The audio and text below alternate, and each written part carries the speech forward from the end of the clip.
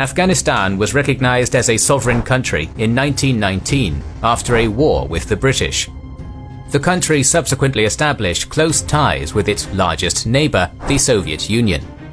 Over the next 5 decades, the USSR's influence in Afghanistan would only grow, with Afghanistan's economy and military becoming dependent on the Soviet Union. Thousands of Afghan soldiers were trained in the USSR, many embracing Marxist ideals. The Democratic Republic of Afghanistan was established on the 28th of April, with Nur Muhammad Taraki becoming its president and Hafizullah Amin prime minister. Taraki's political reforms, most notably the ones regarding education and marriage, horrified conservative rural sensibilities, in turn encouraging resistance on religious grounds. The relationship between Taraki and Amin also began to sour, climaxing in Taraki's assassination in October 1979. Amin set out to undo many of Taraki's reforms, but it was too little too late. The Afghan people still hated him, and the DRA's control of the countryside became nominal or non-existent. Following the assassination of Taraki, the Soviet leadership began viewing Amin as a weak and volatile leader whose days were numbered. They argued that if a radical Islamic regime would come to power in Afghanistan, they would foment unrest in Soviet Central Asia, an area with a considerable Muslim population. On December 12, Brezhnev and his key advisors held a secretive meeting where it was most likely decided to assassinate Amin. The 40th Army was chosen for the invasion of Afghanistan, with General Lieutenant Tukharinov leading it. Advanced divisions of the invading force, under the 40th Army, entered Afghanistan on the 25th, while engineers began building pontoon bridges over the Amu Darya near Termez. This invasion force numbered around 80,000 men.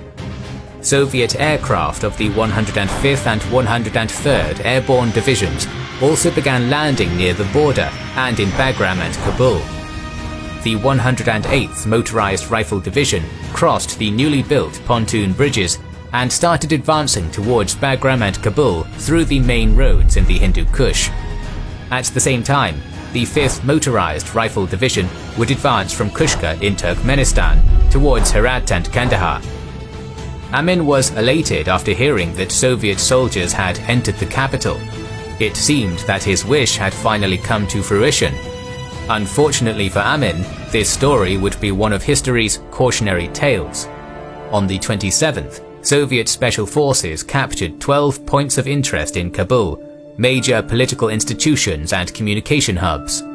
Meanwhile, Soviet military advisors sabotaged most of the DRA's military near Kabul.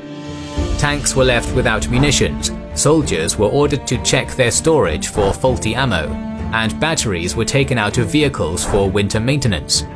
In spite of all signs pointing to the contrary, Amin still believed that the Soviets were there to help him. One final attempt to resolve the situation without the use of force was made around noon. Even though the Afghan forces throughout the city were left virtually useless, the Taj Beg Palace was still heavily defended by more than 2,500 soldiers. There were guards in the palace, along with a security cordon around the building and several outposts. An overwatch position was established on a nearby hill, aided by 3 tanks, together with an anti-aircraft division. Additionally, the roads leading to the palace were heavily guarded. The Soviet assault force consisted of at least 648 men, most of them from the Soviet Special Operations Forces, the Spetsnaz, including 520 GRU Spetsnaz, known as the Muslim Battalion, 80 paratroopers from the 9th Company of the 345th Airborne Regiment, as well as 24 Spetsnaz from the KGB Special Unit Zenit, and another 24 Spetsnaz from the elite KGB Special Unit A. Babrek Karmal promised 500 of his own guerrillas for the operation, but only one actually showed up. Soviet paratroopers were also placed further along the roads to the palace to halt any possible reinforcements. Due to the fact that the palace was so well defended, the element of surprise was crucial for the offensive. Therefore, Soviet troops conducted decoy operations on the 25th, 26th, and on the morning of the 27th.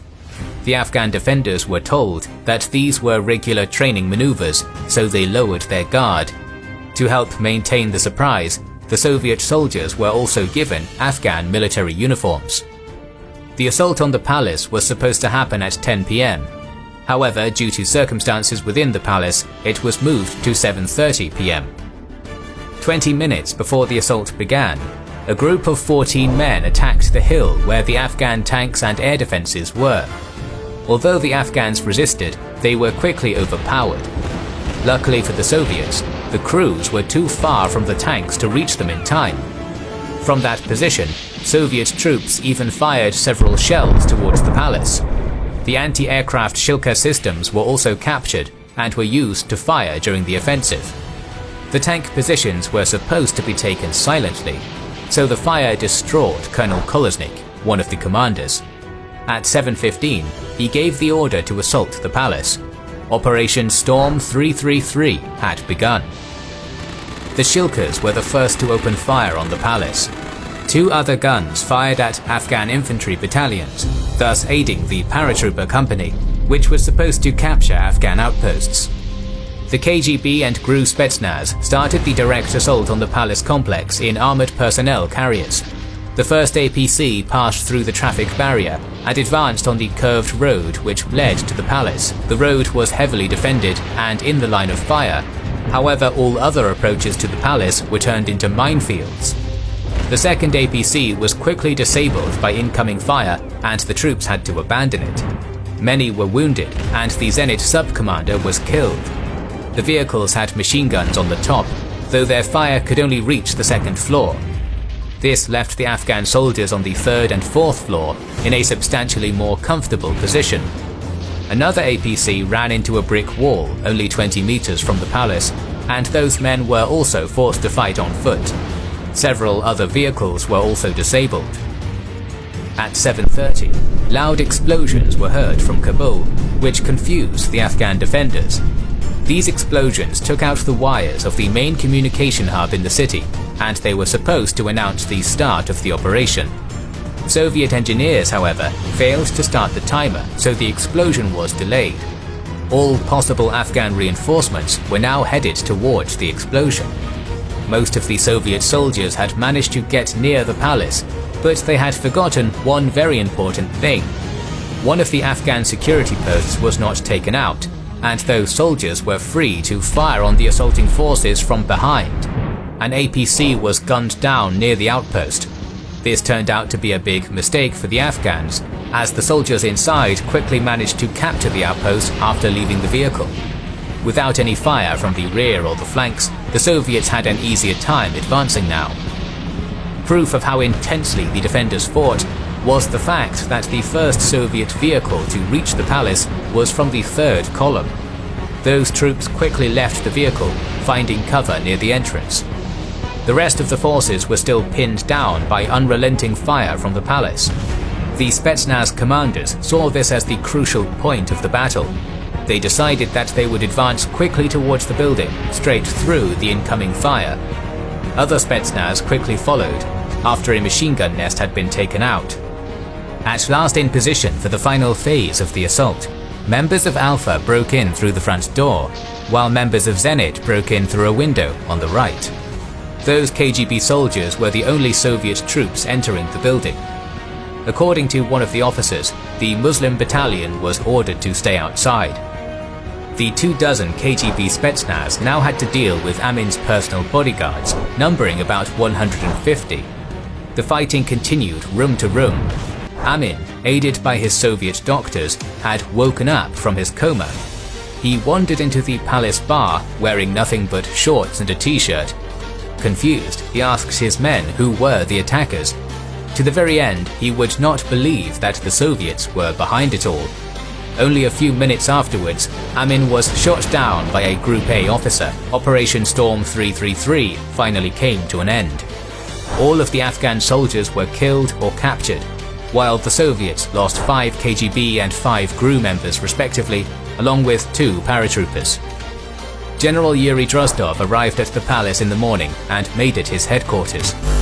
After being assured that the mission was a success, Babrek Karmal was flown into Kabul to assume his new position as leader of Afghanistan.